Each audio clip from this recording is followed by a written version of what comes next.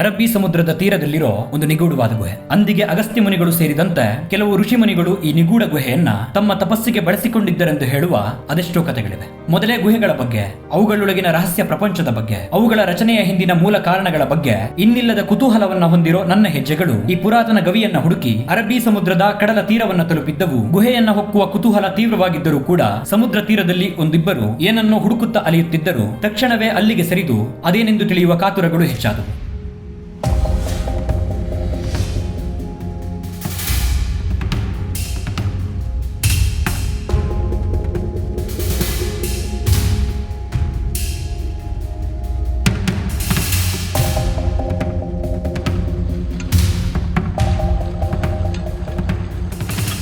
ಏನ್ ಕೀಳ್ತಾ ಇದಲ್ಲ ಸಮುದ್ರದಲ್ಲಿ? ಸಮುದ್ರದಲ್ಲಿ ಕಪ್ಪೆ ಚಿಪ್ಪು ಮತ್ತೆ ಇದಕ್ಕೆ ಕಳ್ಗಂತಾರೆ. ಏನಂದ್ರೆ ಅದ್ರ ಮೋಸ ಇರ್ತದೆ. ಕಳ್ಗ ಇದು ಕಲ್ಗ ಅಂತಾರ? ಇದು ಕಳ್ಗ ಅಂತಾರೆ. ತಿಂತೀರಾ ಇದನ್ನ? ತಿಂತಾರೆ. ಹೆಂಗಿರೋ ತೋರಿಸ್ತೀರಾ? ಅಷ್ಟು ದೊಡ್ಡ ಮೋಸ. ಇದನ್ನ ಒಡೆದು ತೆಗಿತೀರಾ? ಅದನ್ನ ಹೆಂಗ್ ತೆಗಿತೀರಾ ತೋರಿಸ್ತೀರಾ? ಮುರಿ ಇದೆಲ್ಲ ಏನಿದೆ ಸಿಕ್ಕದ? ಇದು ಸಿಕ್ಕುದು ತೆಗೀರಿ ಬರ್ತದೆ. ಕೈಯಲ್ಲಿ ತೆಗೀರಿ ಬರ್ತದೆ. ಇದ್ರಲ್ಲಿ ಸಿಕ್ಕುದು. ಇದು ಕಲ್ಲಿಗೆ ಅಂಟ್ಕೊಂಡಿರುತ್ತೆ. ಇದಕ್ಕೆ ಏನಂತಾರೆ ಹೆಸರು? ನೀಲಿ ಕಳ್ಗಂತಾರೆ. ನೀಲಿ ಕಲ್ಗು ಅಂತ. ಕಲ್ಗು ಅಂತ. ಕಪ್ಪೆ ಚಿಪ್ಪು ಅಂದ್ರೆ ಇದೇನಾ? ಕಪ್ಪೆ ಚಿಪ್ಪು ಬೇರೆ. ಇದು ಕಪ್ಪೆ ಚಿಪ್ಪು ಬೇರೆ. ಇದೆಲ್ಲ ತಗೊಂಡು ಇದು ಬೆಳಿಬೇಕಿನ್ನು.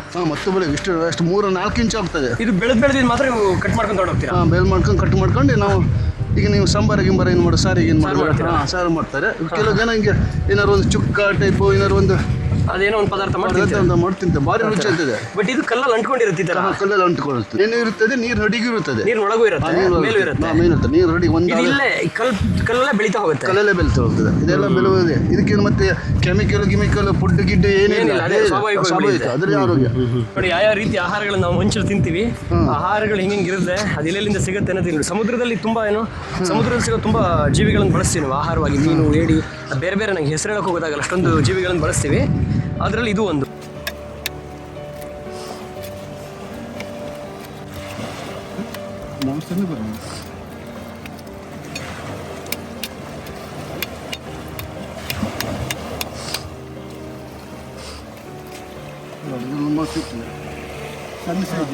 ಚಿಕ್ಕದ ಇದು? ಚಿಕ್ಕದು ಚಿಕ್ಕ ಮಾಸ. ಇದು ದೊಡ್ಡ ಸೈಜ್ ನೀರು ಹೋಗ್ಬೇಕು. ಚಿಕ್ಕ ಮಾಸ ಇಷ್ಟು ದೊಡ್ಡ ಆಗ್ತದೆ. ಒಂದು 4 ಇಂಚು 5 ಇಂಚು ಹೋಗ್ತದೆ. ಇಷ್ಟು ದೊಡ್ಡ ಆದ್ರೆ ರುಚಿನೂ ಇರುತ್ತೆ. ಭಾರಿ ರುಚಿಯ. ಈಗ ನಾವು ಚಿಕನ್ ಬಿರಿಯಾನಿ ಟೈಪ್ ಸೇಮ್ ಇದು ಅಷ್ಟು ದೊಡ್ಡ ಮಾಂಸ ಆಗ್ತದೆ. ಒಂದು ಗುಹೆಯನ್ನು ಹುಡುಕ್ ಬಂದವನು ನಾನು. ಅದ್ರ ಪಕ್ಕದಲ್ಲಿ ಸಮುದ್ರ ತೀರ ಒಂಥರ ಸ್ವಚ್ಛವಾಗಿತ್ತು. ತುಂಬಾ ಜಾಗಗಳಲ್ಲಿ ಏನಂದ್ರೆ ಈ ಸಮುದ್ರ ನೋಡಕ್ಕೆ ಬೇಜಾರಾಗ್ಬಿಡುತ್ತೆ. ಇತ್ತೀಚೆಗೆ ಪ್ರವಾಸಿಗರು ಜಾಸ್ತಿ ಬಂದು ಒಂಥರ ಗಲೀಜಾಗ್ಬಿಟ್ಟಿರುತ್ತೆ. ಆದ್ರೆ ಈ ಜಾಗದಲ್ಲಿ ಸಮುದ್ರ ಒಂಥರ ನನಗೇನೋ ಪ್ರಶಾಂತವಾಗಿದೆ. ಸ್ವಲ್ಪ ಅಂದ್ರೆ ತಕ್ಕ ಮಟ್ಟಿಗೆ, ತುಂಬಾ ಅಲ್ಲ, ತಕ್ಕ ಮಟ್ಟಿಗೆ ಶುದ್ಧವಾಗಿದೆ ಅಂತ ಅನಿಸ್ತು. ಒಂದು ವಿಚಾರ ಗೊತ್ತಾಯ್ತು ನನಗೆ. ಈ ತರದ್ದು ಜೀವಿಗಳನ್ನು ತಿಂತಾರೆ, ಅದನ್ನ ಹಿಂಗೆ ಬೇಟೆ ಆಡ್ತಾರೆ, ಆ ಜೀವಿನ ಹಿಂಗೆ ಏನು ತೆಗಿತಾರೆ ಅಂತ. ಗ್ರೀನ್ ಮಸೈಲ್ಸ್, ಕಪ್ಪೆ ಚಿಪ್ಪಿನಂತಹ ಕಠಿಣ ಕವಚವನ್ನ ಹೊಂದಿರುವ ಈ ಹಸಿರು ಪಚ್ಚೆಲೆಗಳು ಸಮುದ್ರ ತೀರದ ಕಲ್ಲುಗಳ ಮೇಲೆ ಗುಂಪು ಗುಂಪಾಗಿ ವಾಸಿಸುತ್ತವೆ. ನೀರಿನಲ್ಲಿರೋ ಸೂಕ್ಷ್ಮ ಜೀವಿಗಳನ್ನ ಶೋಧಿಸಿ ತಿನ್ನುವ ಈ ಜೀವಿಗಳನ್ನ ಭಾರತವೂ ಸೇರಿದಂತೆ ಏಷ್ಯಾದ ಅನೇಕ ದೇಶಗಳಲ್ಲಿ ಆಹಾರವಾಗಿ ಬಳಸುತ್ತಾರೆ ಎಂಬ ಸಂಗತಿಗಳನ್ನ ಅಲ್ಲಿ ತಿಳಿದಿದ್ದೆ. ಅವರೊಂದಿಗೊಂದಷ್ಟು ಕಾಲ ಕಳೆದು ನಂತರ ನನ್ನ ಕುತೂಹಲದ ಕೇಂದ್ರವಾಗಿದ್ದ ಆ ಗುಹೆಯೆಡೆಗೆ ಮರಳಿದ್ದೆ.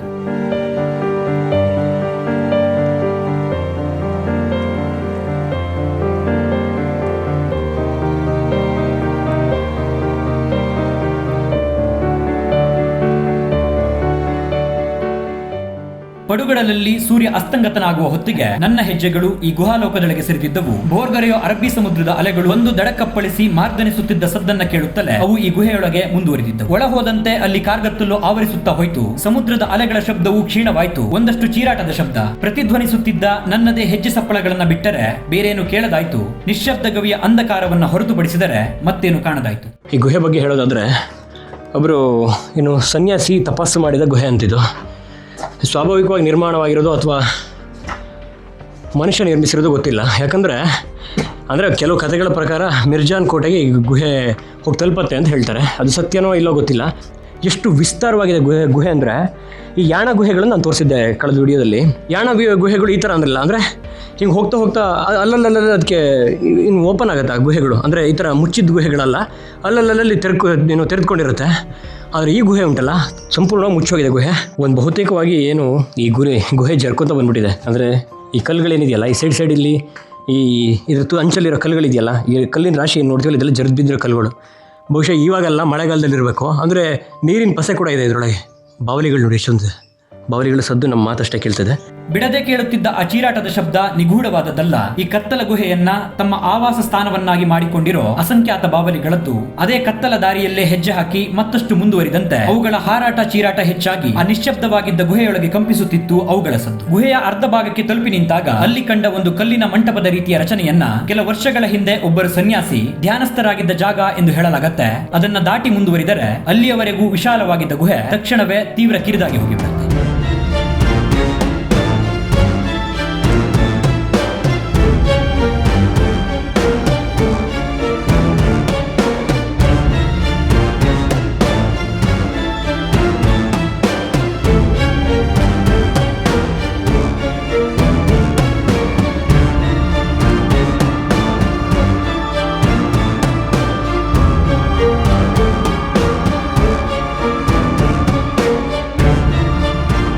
ಇಲ್ಲಿವರೆಗೂ ಗುಹೆ ಇಷ್ಟು ವಿಸ್ತಾರವಾಗಿದೆಯಲ್ಲ, ಇಲ್ಲಿಂದ ಮುಂದೆ ಹೋದರೆ ಫುಲ್ ಇಕ್ಕಟ್ಟಾಗಿದೆ. ಇಕ್ಕಟ್ಟಾಗಂದರೆ ಒಬ್ಬ ಮನುಷ್ಯ ಅಷ್ಟೇ ತೂರು ಹೋಗ್ಬೋದೇನೋ.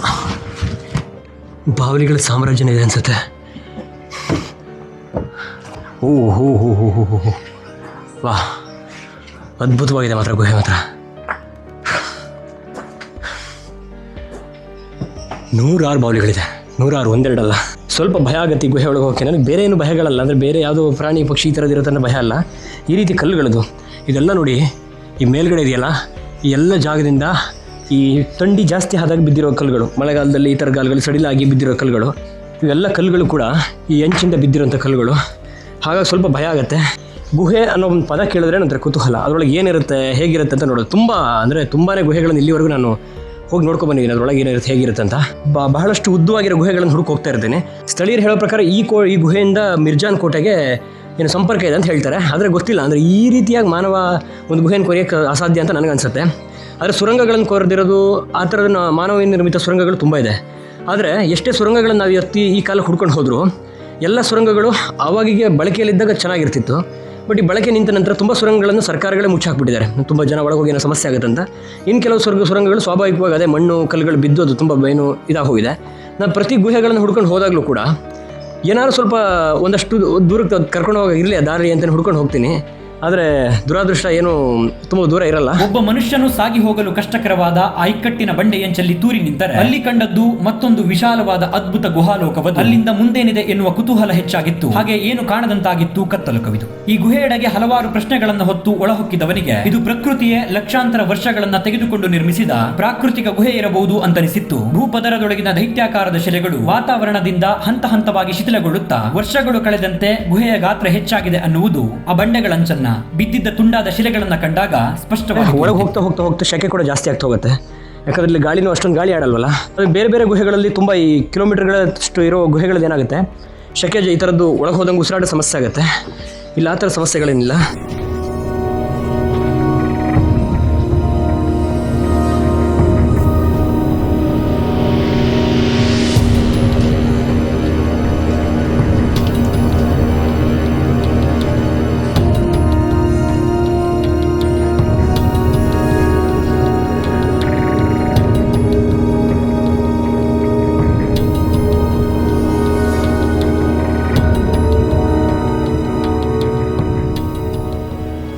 ಕಿರಿದಾದ ದಾರಿಗಳು, ಜರಿದ ಕಲ್ಲುಗಳ ಮಧ್ಯೆ ಹೆಜ್ಜೆ ಹಾಕಿ ಮತ್ತಷ್ಟು ದೂರ ಮುಂದುವರಿದರೆ ಅಲ್ಲಿ ನೀರು ಹನಿಯುಕ್ಕುತ್ತಿದ್ದ ಸದ್ದು ಕೇಳುತ್ತಿತ್ತು. ಹಾಗೆಯೇ ನೀರಿನ ಒರತೆಗಳು ಕೂಡ ಕಂಡವು. ಅಲ್ಲಿಗೆ ಗುಹೆಯು ಅಂತ್ಯವಾಗಿತ್ತು. ಮುಂದುವರಿಯುವ ದಾರಿಗಳು ಕಾಣದಾದವು. ನೀರು ಹರಿದು ಬರ್ತಾ ಇದೆ ಇಲ್ಲಿ. ಎಲ್ಲೋ ಬಹುಶಃ ನೀರಿನ ಸಲ ಇದೆ ಅನ್ಸುತ್ತೆ.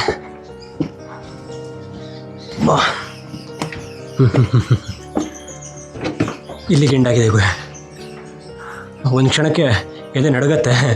ಕಾರಣ ಈ ಏನು ಕಲ್ಲುಗಳನ್ನು ನೋಡಿದಾಗ ಎಲ್ಲಿ ಯಾವ ಕ್ಷಣಕ್ಕೆ ನಮ್ಮ ಹತ್ರ ಬರ್ತಾವಪ್ಪ ಅಂತ ಅನ್ಸೋ ಹಾಗಿದೆ. ನೀರಿದೆ, ನೀರಿನ ಹನಿಗಳು ಇದಾಗ್ತಾಯಿದೆ. ನೀರು ಹುಟ್ಟಿ ಈ ಸಣ್ಣ ನೀರು ಹೋಗಿ ಸಮುದ್ರಕ್ಕೆ ಸೇರುತ್ತೆ. ಇಲ್ಲ ಸಮುದ್ರಕ್ಕೆ ಸೇರೋಷ್ಟು ನೀರಿಲ್ಲ ಇಲ್ಲಿ. ಸಣ್ಣ ಅಲ್ಲಲ್ಲಿ ನೀರಿನ ಹೊರತೆಗಳಿದೆ. ಈ ಜಾಗ ಇದೆಯಲ್ಲ, ಇದು ಮೇಲ್ಗಡೆ ತುಂಬ ಎತ್ತರವಾಗಿದೆ. ಅದರ ಅಡಿಗಡೆನೇ ಬಂದಿರೋಂಥ ಒಂದು ಗುಹೆ ಇದು. ಇಲ್ಲಿ ಮುಗಿದು ಹೋಗಿದೆ. ಅಂದರೆ ಬಹುಶಃ ನನ್ನ ಪ್ರಕಾರ ಮುಂದೆ ಇದ್ದಿತ್ತು ಗುಹೆ. ಈ ಕಲ್ಲುಗಳೆಲ್ಲ ಬಿದ್ದು ಈ ಗುಹೆ ಬಂದಾಗ ಹೋಗಿದೆ. ಬಹುಶಃ ಮುಂದೆ ಇತ್ತು ಏನೋ ಅನ್ಸುತ್ತೆ ಆಗಿನ ಕಾಲಕ್ಕೆ. ಬಟ್ ಇವಾಗ ಮುಂದೆ ಹೋಗೋಕ್ಕೆ ಯಾವುದೇ ಅವಕಾಶ ಇಲ್ಲ. ನನ್ನ ಮತ್ತೊಂದು ಗುಹೆ ಪ್ರಯಾಣ ಕೂಡ ಸ್ವಲ್ಪ ಹೊತ್ತಿಗೆ ಮುಗಿದೋಗ್ಬಿಟ್ಟಿದೆ. ಕಾರಣ ಯಾಕಂದ್ರೆ ಅಷ್ಟೊಂದು ದೊಡ್ಡದಾಗಿಲ್ಲ ಈ ಗುಹೆ, ಹಾಗಾಗಿ ಇಲ್ಲಿಗೆ ಮುಗಿದೋಗ್ಬಿಟ್ಟಿದೆ. ಬಟ್ ನೋಡೋಕೆ ಮಾತ್ರ ಒಂದು ವಿಭಿನ್ನವಾದ ಅನುಭವ ಕೊಡೋಂಥ ಒಂದು ಗುಹೆ ಆಗಿದೆ ಇದು. ಯಾಕಂದರೆ ನಾನು ತುಂಬ ಗುಹೆಗಳನ್ನು ನೋಡಿದ್ದೀನಿ, ಆದರೆ ಇಷ್ಟೊಂದು ವಿಸ್ತಾರವಾದ ಗುಹೆನ ನಾನು ನೋಡಿರಲಿಲ್ಲ. ಒಬ್ಬ ನಾನು ಜಾಸ್ತಿ ಹೊತ್ತಿರೋ ಧೈರ್ಯ ಮಾಡಲ್ಲ. ಕಾರಣ ಏನಂದರೆ ಬೇರೆ ಏನು ಭಯ ಇಲ್ಲ, ಆದರೆ ಸಣ್ಣ ಪೀಸು ಸಾಕು ಮನುಷ್ಯನ ಒಳ್ಳೆ ಅಂಗಕ್ಕೆ ಬಿದ್ದರೆ ನಮ್ಮ ಕೊನೆ ಪ್ರಯಾಣ ಮಾಡೋಕೆ ಅವೇ ಸಾಕನ್ಸುತ್ತೆ. ಸೊ ಹಾಗಾಗಿ ಹೆಚ್ಚು ರಿಸ್ಕ್ ತೊಗೊಳ್ಳೋದು ಬೇಡ. ಇಷ್ಟಿಷ್ಟು ದೊಡ್ಡ ಬಂಡೆಗಳು ಅಂದರೆ ಈ ಥರ ಗುಹೆಗಳನ್ನು ಹೊಕ್ಕಾಗ ಗೊತ್ತಾಗುತ್ತೆ ಭೂಮಿ ರಚನೆ ಹೇಗಿರುತ್ತೆ, ಅಥವಾ ಭೂಮಿಯ ಪದರಗಳು. ಈ ಮೇಲಿನ ಪದರ ನೋಡಿ, ಇಲ್ಲಿದೆಯಲ್ಲ, ಇದು ಭೂಮಿಯ ಮೇಲಿನ ಪದರ. ಆ ಕೆಂಪು ಮಣ್ಣೇನು ಕಾಣಿಸ್ತೀವಿ ಅದು ಮೇಲಿನ ಪದರ.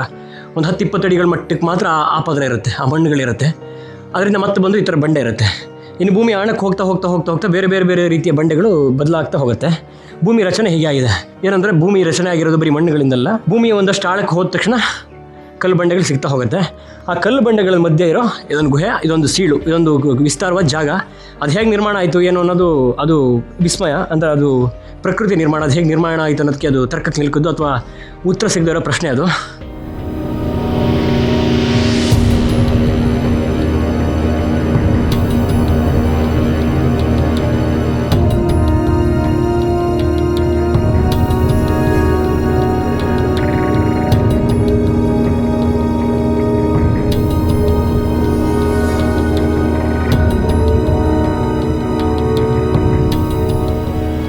ಸುಮಾರು ಒಂದು 1/2-3 ಗಂಟೆ ಗುಹೆಗಳು ಕಳಿಬೇಕಾದ್ರೆ ಸಾಕಾಗೋಯ್ತು.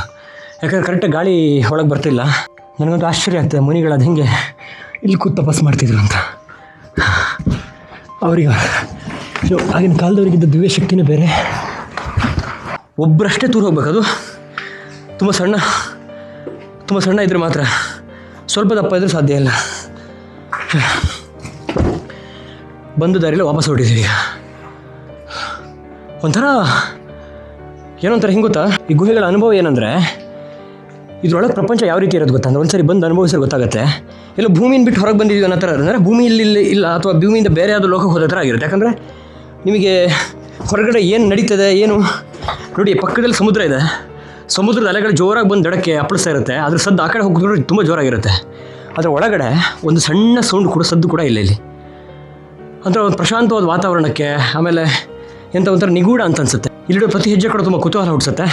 ಆಮೇಲೆ ಏನಂದರೆ ಹೊರಗಿನ ಜಗತ್ತಿನ ತುಂಬಾ ಬೇರ್ಪಟ್ಟ ರೀತಿ ಭಾವನೆ ಬರುತ್ತೆ ಈ ಗುಹೆಗಳಲ್ಲಿ. ಆ ಕಾರಣಕ್ಕೆ ನನಗೆ ಗುಹೆಗಳು, ಅದರೊಳಗಿನ ಪ್ರಯಾಣ ಅಂದರೆ ತುಂಬಾ ವಿಶೇಷ, ತುಂಬಾ ಕುತೂಹಲ. ಬಹುತೇಕ ವಾಪಸ್ ಬಂದ್ವಿ. ಎಷ್ಟಿದೆ ಅಂದರೆ ಒಂದು 500 ಮೀಟ್ರ್ ಇಲ್ಲ ಅನಿಸುತ್ತೆ ಈ ಗುಹೆ. ಒಟ್ಟಾರೆ 500 ಮೀಟ್ರ್ ಅಷ್ಟು ಉದ್ದದಿಲ್ಲ. ಬಹುತೇಕ ಮೊದಲು ಇತ್ತನ್ಸುತ್ತೆ, ಆದರೆ ಇತ್ತೀಚೆಗೇನೋ ಈ ಥರದ ಕಲ್ಲುಗಳೆಲ್ಲ ಜರಿದು ಗುಹೆ ಇದಾಗ್ತಾ ಬಂದಿದೆ, ಸಂಪೂರ್ಣವಾಗಿ ಮುಚ್ಚೋಗ್ತಾ ಬಂದಿದೆ. ಈ ರೀತಿಯ ಭೂಮಿಯಾಳದ ನಿಗೂಢ ಗುಹೆಗಳು ಅಂದಿನ ಆದಿಮಾನವರ ಮೂಲ ನೆಲೆಗಳಾಗಿದ್ದವು ಎನ್ನುವುದರ ಬಗ್ಗೆ ಬಹಳಷ್ಟು ಉಲ್ಲೇಖಗಳಿವೆ. ಅಪರೂಪದ ಪ್ರಾಣಿ ಪಕ್ಷಿ ಕೀಟಗಳು ಈ ಕತ್ತಲ ಲೋಕವನ್ನ ತಮ್ಮ ಬದುಕಿಗೆ ಬಳಸಿಕೊಳ್ಳುತ್ತವೆ. ತಪಸ್ವಿಗಳ, ಸನ್ಯಾಸಿಗಳ ಧ್ಯಾನ ಸ್ಥಳಗಳಾದ ಈ ಗುಹೆಗಳು ಭೂಮಿಯೊಳಗಿನ ರಹಸ್ಯ ಲೋಕವಾಗಿವೆ. ಮಾನವನ ಕಣ್ಣಿಗೆ ಕಂಡದ್ದು ಕೆಲವಷ್ಟು ಗುಹೆಗಳಾದರೆ, ಕಾಣದ ಹಲವಾರು ಭೂಮಿಯ ಅಂತರಾಳದ ಗುಹೆ ನಿಗೂಢವಾಗಿಯೇ ಉಳಿದಿವೆ ಎಂಬ ಗುಹಾಲೋಕದ ಕೆಲವು ರಹಸ್ಯ ಸಂಗತಿಗಳನ್ನ ಅವಲೋಕಿಸುತ್ತಾ ಈ ಕತ್ತಲ ಮಾರ್ಗದಲ್ಲೇ ಮರಳಿ ಸಮುದ್ರದ ತೀರವನ್ನ ತಲುಪುವಾಗ ಸೂರ್ಯ ವಿದಾಯವನ್ನ ಹೇಳಿದ್ದ ಸುತ್ತಲೂ ಕತ್ತಲೇರಿತ್ತು. ಕಾಣದ ಅಲೆಗಳ ಮೊರೆತವಷ್ಟೇ ಕೇಳುತ್ತಿತ್ತು. ಈ ಗುಹೆ ಮಿರ್ಜಾನ್ ಕೋಟೆಯನ್ನ ಸಂಪರ್ಕಿಸುತ್ತದೆ ಎಂಬ ಸುದ್ದಿಯನ್ನ ಮೊದಲೇ ಕೇಳಿ ಒಳಹೊಕ್ಕವನಿಗೆ ಕೆಲವೇ ಮೀಟರ್ಗಳಲ್ಲಿ ಈ ಗುಹೆ ಕೊನೆಯಾಗಿದ್ದು, ಕೊನೆಗೂ ಒಂದು ಪ್ರಶ್ನಾರ್ಥಕ ಚಿಹ್ನೆಯಾಗಿ ಉಳಿದು. ಗುಹೆ ಒಳಹೊಕ್ಕೋತಿಗೆ ಸೂರ್ಯಾಸ್ತ ಆಗ್ತಾ ಇತ್ತು, ಸುತ್ತಲೂ ಬೆಳಕಿತ್ತು. ನಮ್ಮ ಗುಹೆನೆಲ್ಲ ನೋಡಿ ಆಚೆ ಬರೋ ಹೊತ್ತಿಗೆ ಏನೂ ಇಲ್ಲ. ಆಕಾಶ ಕೆಂಪಾಗಿ ಹೋಗಿದೆ, ಆಕಾಶ ಕೆಂಪಲ್ಲ ಕಪ್ಪಾಗಿ ಹೋಗಿದೆ, ಸಂಪೂರ್ಣ ಕತ್ಲಾಗಿ ಹೋಗಿದೆ. ಒಂಥರ ವಿಶೇಷ ಅನುಭವ. ಯಾಕಂದರೆ ಇಲ್ಲೊಂದು ಗುಹೆ, ಅದೊಂಥರ ಲೋಕ, ಅದೊಂಥರ ಪ್ರಪಂಚ. ಅಲ್ಲಿಂದ ಸ್ವಲ್ಪನೇ ಆಚೆ ಬಂದರೆ ಇಲ್ಲೊಂದು ಸಮುದ್ರ, ಇದು ಒಂಥರ ಪ್ರಪಂಚ. ಪ್ರಕೃತಿ ವಿಸ್ಮಯಗಳು ಹೆಂಗಾಗುತ್ತೆ ಅಂದರೆ, ನನ್ನನ್ನು ಈ ಪ್ರಕೃತಿ ಕಡೆಗೆ ಅಥವಾ ಅದರ ಹಲವಾರು ವಿಸ್ಮಯಗಳ ಕಡೆಗೆ ಸೆಳೆದಿರೋದು ಈ ಥರದ ವಿಚಾರಗಳು. ನಾನು ಹೋಗೋ ಎಲ್ಲ ವಿಚಾರಗಳು ಈ ಥರದ್ದೇ. ಗುಹೆಗಳು, ಹಳೆ ದೇವಸ್ಥಾನಗಳು, ಅಥವಾ ಹಳೆ ಕಾಲದ ಜಾಗಗಳು, ಅಥವಾ ಪ್ರಕೃತಿಯಲ್ಲಿ ಒಂಥರ ವಿಸ್ಮಯವಾಗಿ ನಿರ್ಮಿತವಾಗಿರೋ ಜಾಗಗಳು, ಅವು ಹೆಚ್ಚಾಗಿ ಅವು ಕಡೆ ಸೆಳ್ಕೊಳ್ಳೋ ಕಾರಣ ಇದೆ. ಬೇರೆ ಜಾಗಗಳಿಗೆ ಹೋಗೋದಕ್ಕೂ, ಜನಪ್ರಿಯವಾಗಿರೋ ಜಾಗಗಳಿಗೆ ಹೋಗೋದಕ್ಕೂ ಅಥವಾ ಈ ರೀತಿ ಜಾಗಗಳಿಗೆ ಹೋಗೋದಕ್ಕೂ ತುಂಬಾ ವ್ಯತ್ಯಾಸ ಇದೆ. ಇದೊಂಥರ ಬೇರೆ ಲೋಕ, ಅದೊಂಥರ ಗುಹಾಲೋಕ, ಅದರೊಳಗೊಂಥರ ಪ್ರಪಂಚ ಇದೆ. ಆಚೆ ಬಂದರೆ ಇದು ಸಮುದ್ರ, ಇದರೊಳಗೊಂಥರ ಪ್ರಪಂಚ ಇದೆ. ಇನ್ನು ದಿನದಿಂದ ದಿನ ಈ ಥರ ಜಾಗಗಳನ್ನ ಸುತ್ತ ಬಂದಂಗೂ ನನಗಂತೂ ಕುತೂಹಲ ಹೆಚ್ಚಾಗ್ತಿದೆ. ಇನ್ನಷ್ಟು ಜಾಗಗಳನ್ನು ಹುಡುಕಾಡಿ ಹೋಗಬೇಕು ಅಂತ. ಇದೊಂಥರ ಬೇರೆ ಪ್ರಪಂಚ, ಇದೊಂಥರ ಬೇರೆಯೇ ಖುಷಿ. ಹೌದು, ನಮಗೂ ಒಂದಷ್ಟು ಅಡೆತಡೆಗಳಿರುತ್ತೆ, ಒಂದಷ್ಟು ಸವಾಲುಗಳಿದ್ದೇ ಇರುತ್ತೆ. ಈ ಥರ ಜಾಗಗಳನ್ನೆಲ್ಲ ಹೋಗ್ಬೇಕಾದ್ರೆ ಒಂದಷ್ಟು ಸವಾಲುಗಳಿದ್ದೇ ಇರುತ್ತೆ. ಆದರೂ ಅಲ್ಲಿ ಸಿಗೋ ನೆಮ್ಮದಿ, ಅಥವಾ ಅಲ್ಲಿ ಸಿಗೋ ಖುಷಿ, ಅಲ್ಲಿ ಸಿಗೋ ಕುತೂಹಲ, ಅಲ್ಲಿ ಸಿಗೋ ವಿಷಯಗಳು ಮತ್ತೊಂದು ಜಾಗನ ಮತ್ತೆ ಹಂಗೆ ಹುಡ್ಕೋಗೋಣ ಅಂತ ಮಾಡುತ್ತೆ.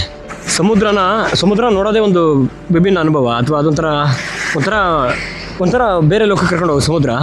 ಆದರೆ ಈ ಸಂಜೆ ಹೊತ್ತಲ್ಲಿ ಸ್ವಲ್ಪ ಸೂರ್ಯಾಸ್ತಮ ಆದಮೇಲೆ, ಅದು ಸೂರ್ಯಾಸ್ತಮದ ಹೊತ್ತಿಗೆ ಸಮುದ್ರ ನೋಡೋದಿದೆಯಲ್ಲ, ಅದಂತೂ ಬೆಲೆ ಕಟ್ಟಲಾಗದ ಅನುಭವ. ಪ್ರಶಾಂತವಾಗಿ ಕೂತು ಆ ಅಲೆಗಳ ಸದ್ಯ ಕಿವಿ ಕೊಡ್ತಾ ನೋಡಿ, ದೂರದಲ್ಲೆಲ್ಲೋ ಒಂದು ದೋಣಿ ಹೊಸಾಗಿ ಹೋಗ್ತಾಯಿದೆ, ಅಲ್ಲೆಲ್ಲ ಏನು ಆಕಾಶ ಪೂರ ಕೆಂಪೇರು ಬರ್ತಾಯಿದೆ, ಒಂಥರ ವಿಭಿನ್ನವಾಗಿರುತ್ತೆ ಅನಿರೀಕ್ಷಿತವಾಗಿ.